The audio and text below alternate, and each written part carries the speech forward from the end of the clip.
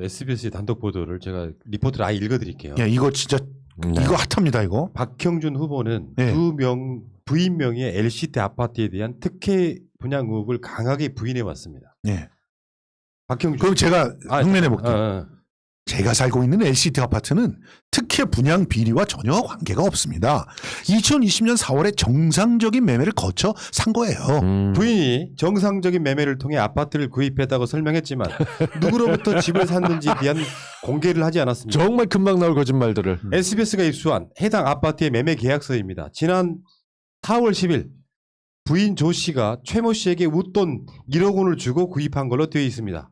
그런데 81년생 최 모 씨, 다름 아닌 조 씨의 아들이었습니다. 따라라 따라다다란 왕왕왕왕. 조 씨가 전 남편과 사이에 낳은 아들인 최 씨는 지난 2015년 10월 28일 최초 청약이 있던 날 분양권을 갖고 있던 이모 씨에게 20억 2,200만 원을 주고 집을 샀습니다. 띠로리 띠리리리리. 이것도 진짜 웃긴 거죠. 웃돈은 700만 원을 줬습니다. 700만 원? 700만 원 웃돈은 말도 안 되는 거야. 예. 그 얘기 이따가 분석을 해주시고. 그런데 공교롭게도 같은 날 조 씨의 딸 최 모 씨도 엄마 아파트 바로 아래층을 최초 분양자로부터 웃돈 500만 원을 주고 구입했습니다. 야. LCT 아파트 두 채가 같은 날 조 씨의 아들과 딸 명의가 된 겁니다. 이들에게 500에서 700만 원 웃돈만 받고 아파트를 넘긴 최초 분양자는 확인되지 않고 있습니다. 절대 확인되지 않을걸요? 그렇지요.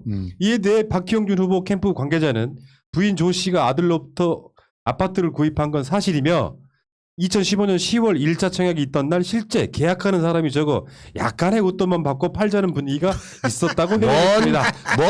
야, 이 사기꾼들아.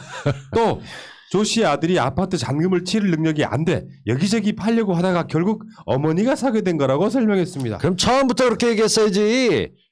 말도 안 되는 소리 들어가고 앉았어요. 그러면 이거는요 이런 의심이 있잖아. 이영복 측에서 그냥 박형준 측한테 그냥 준 거 아니냐. 그러니까 그나마 그 당시만 해도 알려졌던 박형준이 대놓고 받을 순 없으니 누군가 제3위를 통해서 해놓고 계약하는 데 필요한 그 사람 수수료로 700에서 500 합쳐 1,200만 원 정도 주고 아들 딸 명의로 나눠줬습니다.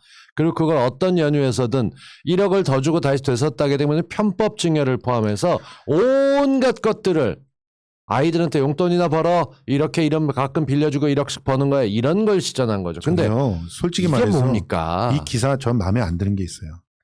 이모 씨에게 20억 2,200만 원을 줬다 그러면 진짜 그 돈을 준 것 같잖아. 그 돈을 안 준 거라니까? 웃돈이 그걸 말해주지 않아요? 그러니까 웃돈이? 이거 보세요. 분양권을 그냥 산 거예요. 그 분양권은 어떻게 얻는 줄 아세요? 자, 애초에 처음에 뺑뺑이를 돌리잖아요. 뺑뺑이 돌려가지고 당첨이 돼. 추첨을 해서. 당첨이 되면 그때 자기가 청약 통장을 내고 그리고 그 다음에 그 분양권을 받는 거예요. 그러니까 그때는 계약금만 들어가면 돼. 그러니까 계약금이 5천이 됐는지 1억이 됐는지 몰라. 그런데 그 계약금만 주고 그 분양권을 사실은 자기 것으로 인수를 하는 거야.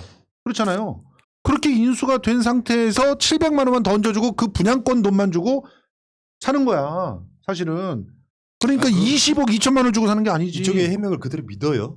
그러니까 박형준이 했었던 말 중에 눈여겨서 사람들이 눈속임에 가게 되는 게 아니 아내가 10억을 대출을 받아서 샀습니다라고 얘기하면서 마치 돈이 없는데 서민이 아닌데 비싼 아파트 사서 죄송합니다라고 했지만 우리가 지적했던 것은 거기에 이름이 올라있고 자신이 LCD에 껴있다는 게 부산 권력자리스에 껴있다는 건데 알고 보니 원래 팔았던 사람이 재혼이긴 하지만 그 집 아들이었다고 하게 되면 이건 증여를 하기 위한 꼼수인데다가 정직하지 못한 온갖 일이 있어도 이건 이게 아니고요라고 넘어갈 수 있는 부산 시민 여러분 이건 진짜 화내셔야 되는 일입니다.